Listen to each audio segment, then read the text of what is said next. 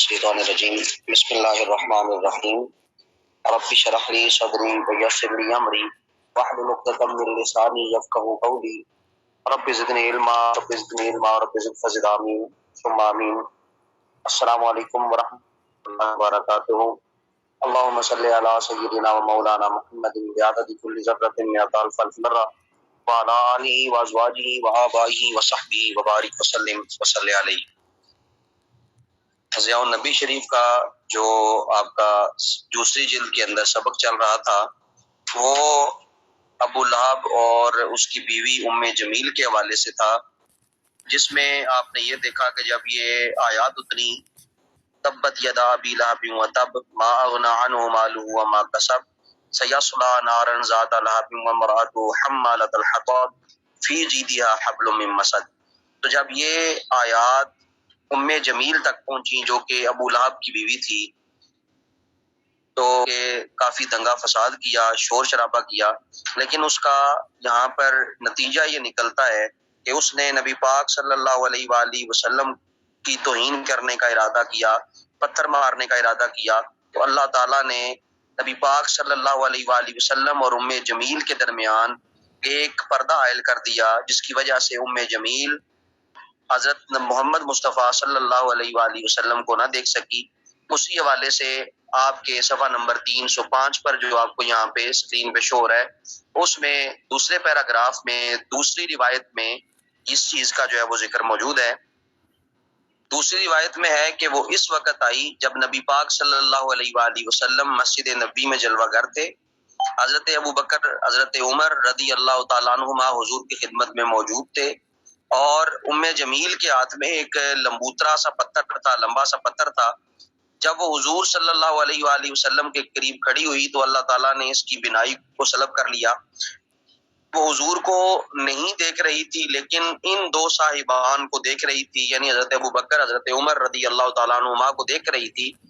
चुनांचे हजरत अबू बकर सिद्दीक की तरफ मुतवज्जे होकर इसने पूछा कि तुम्हारे साहिब कहाँ हैं? आपने पूछा तुम इन्हें क्या कहना चाहती हो? वो कहने लगी मुझे इत्तला मिली है कि इसने मेरी हज्व की है, यानी मेरी तौहीन की है। अगर मैं इसको पालूं तो इस पत्थर से इसके मुंह पर ज़रब लगाऊंगी, नाउज़ बिल्लाह। हज़रत उमर रज़ी अल्लाह तआला अन्हु ने फरमाया, बेवकूफ औरत, आप शायर तो नहीं हैं कि आपकी वो तुम्हारी वो हिजब करते। फिर इसने कहा कि ए खत्ताब के बेटे, मैं तुझसे बात नहीं कर रही, क्योंकि उम्मे जमील आपकी सख्त मिजाजी से वाकिफ थी। और फिर हज़रत अबू बकर की तरफ मुतवज्जे होकर कहने लगी कि इन सितारों की कसम, तुम्हारा दोस्त नाउज़ बिल्लाह शायर है और मैं भी शायरा हूँ। जिस तरह इसने मेरी हिजब की है, मैं भी इसकी हिजब में शेर कहूंगी। और ये कहकर वापस चली गई। हुजूर से अर्ज की गई, या रसूल अल्लाह सल्लल्लाहु अलैहि वसल्लम, शायद इसने आपको देखा ही नहीं है। तो नबी पाक सल्लल्लाहु अलैहि वसल्लम ने इरशाद फरमाया, तो मुझे हरगिज नहीं देख सकती। मेरे दरमियान और उसके दरमियान अल्लाह ताला ने एक हिजाब तान दिया था, एक पर्दा जो है वो कायम कर दिया था। अल्लामा सयूती अलैहिर्रहमा ने तफसीर दुर्र मंसूर के अंदर ये रिवायत नकल की है कि एक रोज नबी पाक सल्लल्लाहु अलैहि वसल्लम एक मजलिस में तशरीफ फरमा थे। उम्मे जमील आई, कहने लगी, या मोहम्मद सल्लल्लाहु अलैहि वसल्लम, तूने किस बिना पर मेरी हिजब कही है? क्योंकि नबी पाक सल्लल्लाहु अलैहि वसल्लम की रिश्ते में चची भी लगती थी। हुजूर ने फरमाया, बाखुदा मैंने तेरी मजम्मत नहीं की, बल्कि अल्लाह ताला ने तेरी हिजब कही है। वो कहने लगी, आपने मुझे कभी ईंधन सर पे उठाए देखा कि मुझे हम्मालतल हतब कहा है? यानी कभी आपने देखा है मुझे इस तरह उठाते हुए? तो आपने ये कह दिया हम्मालतल हतब, कि वो ईंधन सर पे उठाए हुए हो। और कभी मेरे गले में खजूर की छाल की रस्सी देखी है कि मेरे बारे में ये कह दिया फी जीदिया हब्लुम मिन मसद, कि उसके गले में जो है वो खजूर की छाल की रस्सी होगी? कभी आपने ऐसा देखा है जो आपने ये दो जुमले मेरे बारे में जो है वो इरशाद फरमाए हैं? तो इस कौल से इन मुफस्सिरीन के कौल की तायीद होती है जिन्होंने हम्मालतल हतब का माना चुगलखोरी करने वाली औरत किया है। हम्मालतल हतब का मतलब बाज मुफस्सिरीन ने किया कि चुगली खाने वाली औरत, चुगलखोरी करने वाली औरत। और इसकी रस्सी से वो रस्सी मुराद है जो आग से बनी होगी और 70 गज लंबी होगी और दोजख में इसके गले में डाल दी जाएगी। ये कयामत के दिन जो उसका अजाब है उसको जो है वो जिक्र किया जा रहा है। अक्सर उलमा ने इसका तर्जुमा ईंधन उठाने वाला किया, اس کی وجہ یہ ہے کہ وہ دن بھر جنگل میں کانٹے خاردار ٹہنیاں چنتی رہتی تھی، اور مقصد کیا ہوتا تھا کہ نبی پاک صلی اللہ علیہ وآلہ وسلم کے راستے میں پھینک دینا۔ وہ آپ کے راستے میں یہ کانٹے خاردار ٹہنیاں پھینکتی۔ بعض روایات میں ہے جب سورہ تبت نازل ہوئی تو ام جمیل نے سنی، غصے سے بے قابو ہو گئی اور اپنے بھائی حضرت ابو سفیان کے گھر گئی، جو کہ اس وقت حالت ایمان میں نہیں تھے۔ بعد میں جب فتح مکہ ہوئی تو حضرت ابو سفیان بعض روایات کے مطابق فتح مکہ سے پہلے خفیہ ایمان لے آئے تھے، اور بعض روایات کے مطابق حضرت ابو سفیان نے فتح مکہ کے موقع پر ایمان جو ہے وہ قبول کیا، اسلام قبول کیا۔ تو جو مستند روایت ہے وہ یہی ہے کہ حضرت ابو سفیان رضی اللہ تعالیٰ عنہ نے فتح مکہ سے پہلے ہی خفیہ ایمان جو ہے وہ قبول کر لیا تھا۔ لیکن یہ جو اب واقعہ ذکر کیا جا رہا ہے یہ اس وقت کا جب آپ حالت ایمان میں نہیں تھے۔ آپ رضی اللہ تعالیٰ عنہ یہ ام جمیل کے جو ہے وہ سگے بھائی ہیں، تو ابو سفیان کے گھر گئیں اور اسے جا کر کہا کہ اے میرے بہادر بھائی، کیا تمہیں اس بات کا علم نہیں ہوا کہ محمد فدا ہوا ابی و امی، ان پہ میرے ماں باپ قربان ہو۔ یعنی یہ پیر کرم شاہ صاحب علیہ رحمہ نے اپنی طرف سے لکھا اور اپنی طرف سے جو ہے وہ اس کی ترجمانی کی، فدا ہو ابی و امی، کہ میرے ماں باپ یعنی پیر کرم شاہ الازہری کے ماں باپ نبی پاک صلی اللہ علیہ وسلم پر فدا ہو جائیں، کہ کیا نبی پاک صلی اللہ علیہ وسلم نے میری ہجو کی ہے؟ کہنے لگا میں بھی اس کا بدلہ لیتا ہوں، کہ تلوار لے کر بجلی کی صورت کے ساتھ گھر سے نکل گیا۔ تھوڑی دیر کے بعد تیزی سے بھاگتا ہوا لوٹ آیا۔ ام جمیل نے پوچھا کیا اسے قتل کر کے آئے ہو؟ تو حضرت ابو سفیان نے بڑی حسرت سے پوچھا ہے میری بہن، کیا یہ بات تمہیں خوش کرتی ہے کہ تمہارے بھائی کا سر کسی اژدھا کے منہ میں ہو؟ اس نے کہا ہرگز نہیں۔ اس نے کہا کہ جب میں تلوار لے کر ان کے قریب پہنچا تو میں نے دیکھا کہ ایک اژدھا منہ کھولے میری طرف بڑھ رہا ہے اور مجھے نگلنا چاہتا ہے، اس کے خوف سے میں پیچھے بھاگ گیا۔ تو ان واقعات سے یہی چیز ثابت ہوتی ہے کہ اللہ تعالیٰ نے اپنے محبوب کو اپنی خاص حفظ و امان میں رکھا ہوا ہے، اور قیامت تک یہی کیفیت جو ہے وہ قائم رہے گی۔ نبی پاک صلی اللہ علیہ وآلہ وسلم کی ذات کو، نبی پاک صلی اللہ علیہ وآلہ وسلم کے جسم اطہر کو کوئی بندہ نقصان نہیں پہنچا سکتا۔ ابتدا میں مشرکین سے مومن عورتوں کے نکاح کی ممانعت کا حکم نازل ہوا تھا۔ ابتداً یہ تھا کہ جو مشرکین سے مومن عورتوں کا نکاح ہے یہ جو ہے وہ کر لیا جائے تو کوئی حرج نہیں ہے۔ ابتداً یہ حکم تھا کہ مشرکین مومن عورتوں کے ساتھ نکاح کر سکتے ہیں، اسی لیے نبی پاک صلی اللہ علیہ وسلم کی دو صاحبزادیاں حضرت رقیہ، حضرت ام کلثوم رضی اللہ تعالیٰ عنہما ابو لہب کے دو بیٹوں عتبہ اور عتیبہ کے عقد میں تھیں۔ تو جو شیعہ حضرات ہیں یہ اسی لیے نہیں مانتے کہ نعوذ باللہ نبی پاک صلی اللہ علیہ وسلم کی صرف جو ہے وہ ایک ہی بیٹی تھی، باقی تین بیٹیاں نہیں تھیں، کیونکہ یہ عجیب سا ایک مسلک اور ایک عجیب سا ان کا جو ہے وہ ذہن ہے، اور ان کے نزدیک یہی ہے کہ کافروں کے نکاح میں نبی پاک نے اپنی بیٹیاں دی۔ یہ کیسے ہو سکتا ہے کہ نبی کی بیٹیاں ہوں کافروں کے نکاح میں چلی جائیں؟ یہ ممکن ہی نہیں ہے۔ حالانکہ جب شریعت کا حکم نازل ہی نہیں ہوا، جب شریعت نازل ہی نہیں ہوئی اور اس کی ممانعت ہی نہیں ہوئی تو پھر یہ کس طرح جو ہے وہ معاملہ ہو سکتا تھا؟ بہرکیف نبی پاک صلی اللہ علیہ وسلم کی دو صاحبزادیاں حضرت بی بی فاطمہ رضی اللہ تعالی عنہا و سلام علیہا، آپ کی دو بڑی بہنیں حضرت رقیہ، حضرت ام کلثوم رضی اللہ تعالی عنہما، یہ ابو لہب کے دونوں بیٹوں عتبہ اور عتیبہ کے عقد میں تھیں۔ جب یہ صورت نازل ہوئی تو ابو لہب نے اپنے بیٹوں کو بلا کر حکم دیا کہ تم فوراً ان کی لڑکیوں کو طلاق دے دو، اور اگر تم نے ایسا نہ کیا تو میرا تمہارا کوئی تعلق باقی نہیں رہے گا۔ تو یہ جو دو صاحبزادیاں تھیں یہ صرف نکاح میں تھیں، ابھی رخصتی ان کی نہیں ہوئی تھی، یہ بھی آپ نے ذہن میں رکھنا ہے، اور اس کی باقاعدہ وضاحت انہوں نے کی ہے کہ ابھی ان دو صاحبزادیوں کی رخصتی نہیں ہوئی تھی، چنانچہ ظالم باپ کے بے رحم بیٹوں نے حضور صلی اللہ علیہ وآلہ وسلم کے قلب نازک کو دکھ اور رنج پہنچانے کے لیے انہیں طلاق دے دی۔ اور اس کی ایک اور وجہ بھی یہ ہے کہ نبی پاک صلی اللہ علیہ وسلم کی دو بیٹیوں کو اگر مان لیا جاتا ہے تو حضرت عثمان ذی النورین کو بھی پھر ماننا پڑتا ہے۔ حضرت عثمان ذی النورین کے عقد میں نبی پاک صلی اللہ علیہ وسلم کی دو بیٹیاں موجود ہیں، اس لیے ان کو ذو النورین کہا جاتا ہے، دو نور والے۔ تو اگر یہ مان لیں تو ان کا جو اتنا بڑا مسلک کھڑا ہے یہ فوراً زمین بوس ہو جاتا ہے۔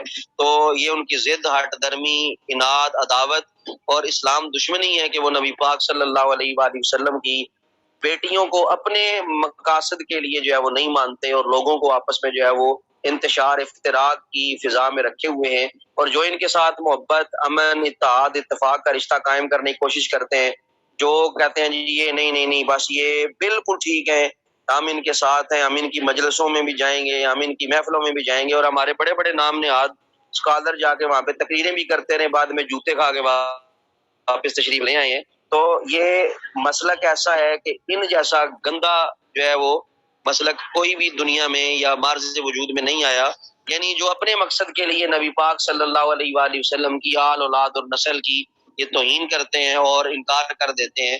یہ وقتی کہیں گے جی امام علی مقام کی اولاد کو ہم مانتے ہیں، لیکن اگر کوئی سید ان کے عقیدے کے خلاف بات کرے تو یہ اسی کے خلاف وہ کھڑے ہوتے ہیں۔ یہ حقیقت میں یہ وہی کوفی ہیں جن کے بارے میں ملا باقر مجلسی نے کہا تھا تمام اہل کوفہ شیعہ، جب امام علی مقام کی شہادت ہو رہی تھی اس وقت سارے کا سارا کوفہ شیعہ تھا، تو اس کا مطلب یہ ہوا کہ بلانے والے بھی یہ، قتل کرنے والے بھی یہ، تو بات دور نکل جائے گی۔ میں صرف جو ہے وہ ان چیزوں کی طرف اشارہ کرنا مقصود تھا کہ نبی پاک صلی اللہ علیہ وسلم کی یہ دو بیٹیاں حقیقی بیٹیاں ہیں جو حضرت خدیجہ الکبریٰ رضی اللہ تعالیٰ عنہ کے شکم اطہر سے ہیں، نبی پاک سے ہیں، اور اس کو جو ہے وہ اصول کافی کے اندر بھی باقاعدہ تسلیم کیا گیا کہ نبی پاک صلی اللہ علیہ وآلہ وسلم کی دو بیٹیاں بعثت سے قبل پیدا ہوئیں، وَوُلِدَ لَهُ قَبْلَ مَبْعَثِهِ وَالرُّقَيَّةُ وَزَيْنَبُ وَأُمُّ كُلْثُوم، کہ آپ کی جو بیٹیاں پیدا ہوئیں بعثت سے پہلے وہ رقیہ، ام کلثوم اور زینب تھیں، اور وَوُلِدَ لَهُ بَعْدَ مَبْعَثِهِ الطیب والطاہر والفاطمہ، اور آپ کی بعثت کے بعد جو آپ کی اولاد ہوئی ان میں طیب ہیں، طاہر ہیں، حضرت فاطمہ زہرا رضی اللہ تعالیٰ عنہ ہیں۔ یہ روایت جو ہے وہ اصول کافی کے اندر موجود ہے، اور باقاعدہ اس کا اعتراف کیا گیا کہ نبی پاک صلی اللہ علیہ وسلم کی 4 بیٹیاں ہیں۔ اب ہم آگے بڑھتے ہیں۔ اذیت پہنچانے کا کوئی ایسا طریقہ جو ہے وہ نہ تھا جس سے انہوں نے رحمت عالم صلی اللہ علیہ وآلہ وسلم کو دکھ نہ پہنچایا ہو۔ جتنے بھی آپ نے اوپر واقعات سنے ہیں یہ سارے کے سارے ان مدرجہ بالا طریقوں کے علاوہ اپنے بغض باطنی کا اس طرح بھی اظہار کیا کرتے تھے کہ اپنے گھروں کا کوڑا کرکٹ اکٹھا کر کے حضور کے کاشانہ اقدس میں ڈال دیا کرتے تھے۔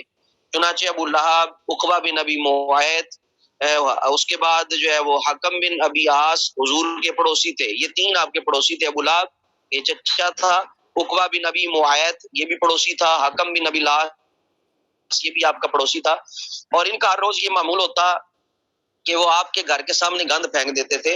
حضور صلی اللہ علیہ وآلہ وسلم ان کے ساتھ ان کی اس رذیل حرکت کو بھی برداشت فرماتے اور اس کوڑے کو اٹھا کر باہر پھینکتے، اور صرف اتنا فرماتے یا بنی عبد مناف ایو جوارن ھذا، اے عبد مناف کے بیٹو، ایو جوارن ھذا، تو ایو جوارن یعنی تم کیسے جو ہے وہ پڑوسی ہو۔ تو یہاں پر پیر کرم شاہ صاحب الازہری علیہ رحمہ نے ترجمہ یہ کیا کہ تم ہمسائیگی کا خوب حق ادا کر رہے ہو۔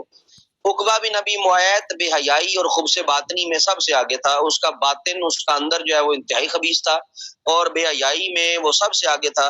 وہ حضور کا پڑوسی بھی تھا، وہ غلاظت اکٹھی کر کے حضور کے دروازے پر پھینک دیتا۔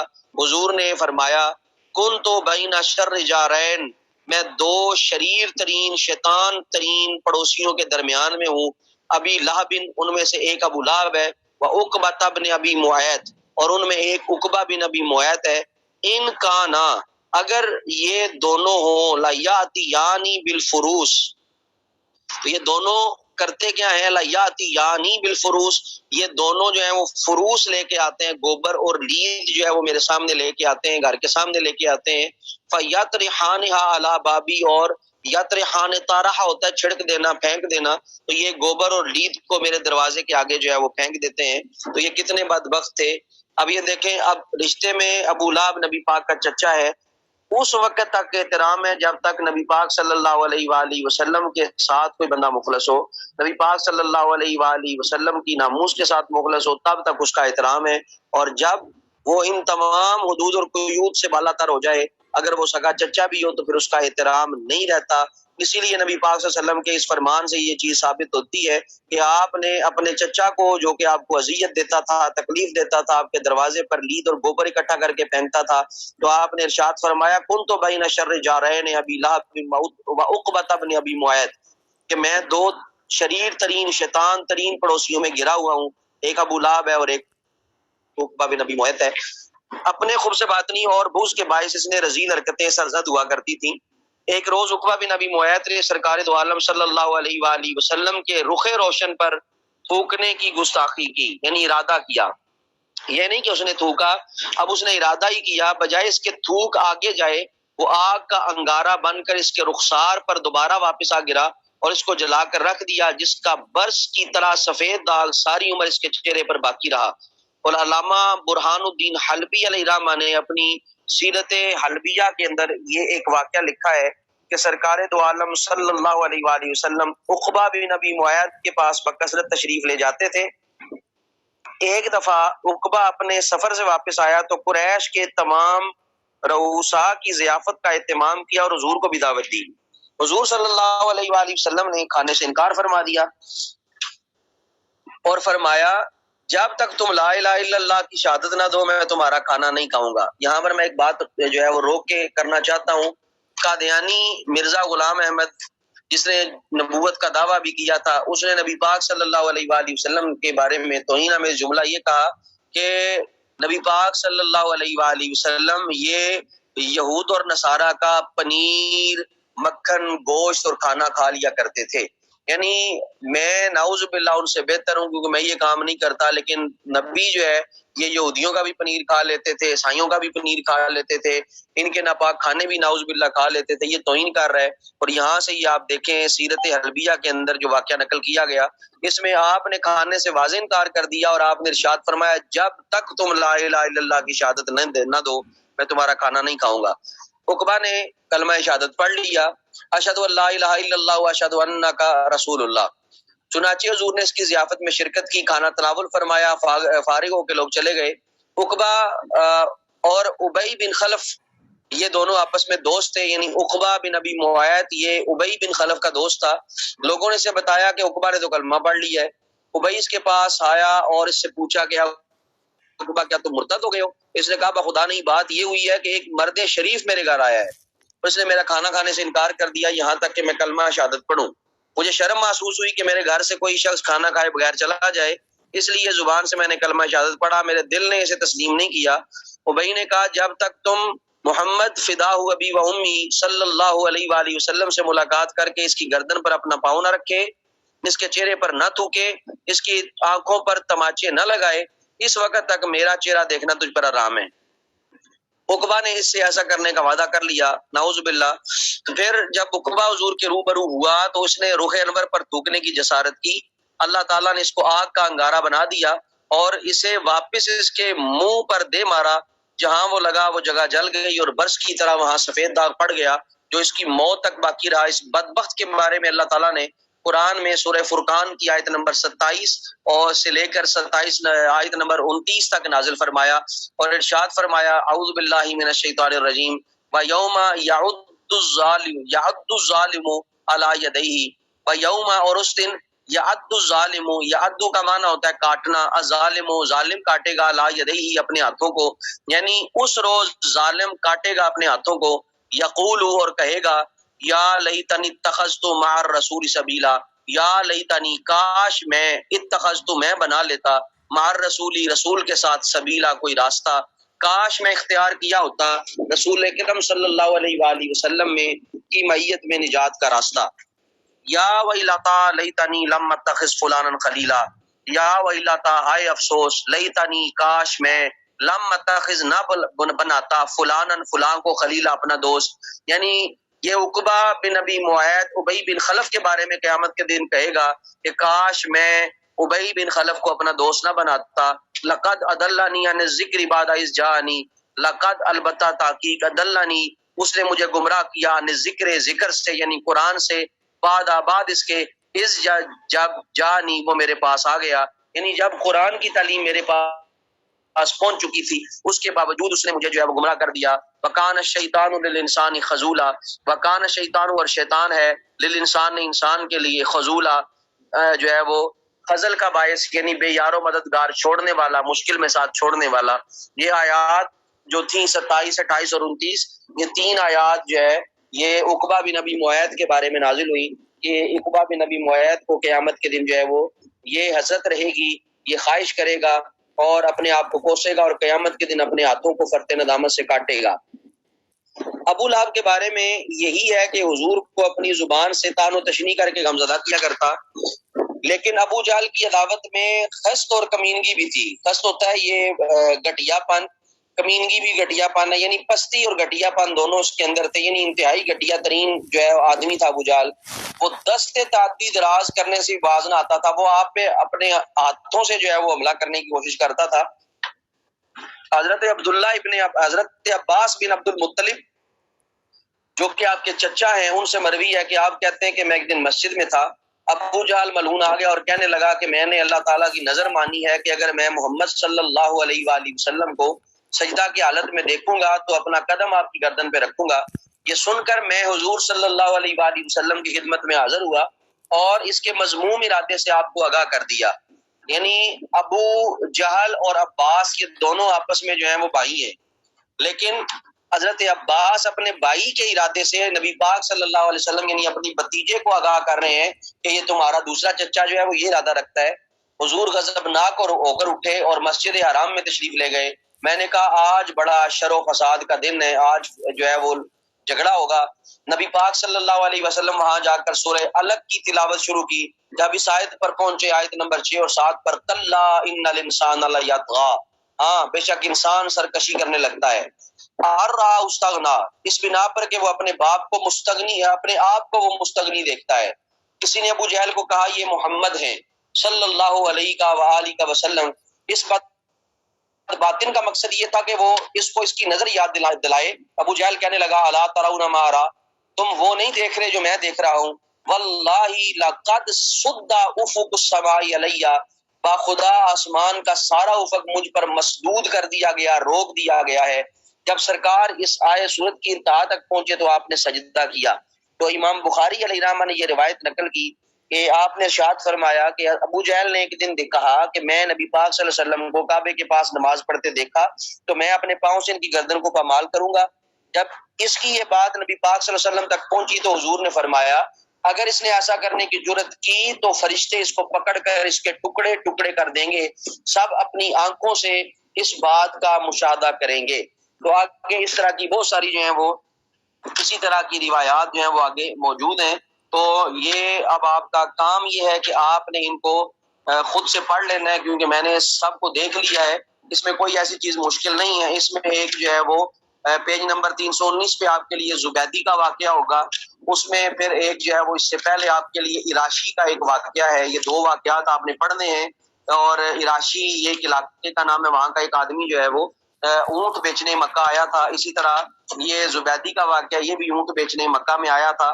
تو آپ دیکھیں کہ کس طرح نبی پاک صلی اللہ علیہ وآلہ وسلم بے یار و مددگار کی مدد فرماتے ہیں۔ تو نبی پاک صلی اللہ علیہ وآلہ وسلم کے جتنے بھی آگے آپ کی سیرت کے واقعات آ رہے ہیں، یا آپ نے آگے خود پڑھنے ہیں تاکہ یہ باب جو ہے وہ آپ کا مکمل ہو جائے۔ یوں سمجھ لیں گے یہی آپ کی اسائنمنٹ ہے، اس سے آگے آپ نے ان واقعات کو، زبیدی کا واقعہ اور راشی کا واقعہ آپ نے پڑھنا ہے تاکہ آپ کو اندازہ ہو۔ بالکل آسان چیزیں ہیں، کوئی چیز مشکل نہیں ہے، میں دیکھ چکا ہوں۔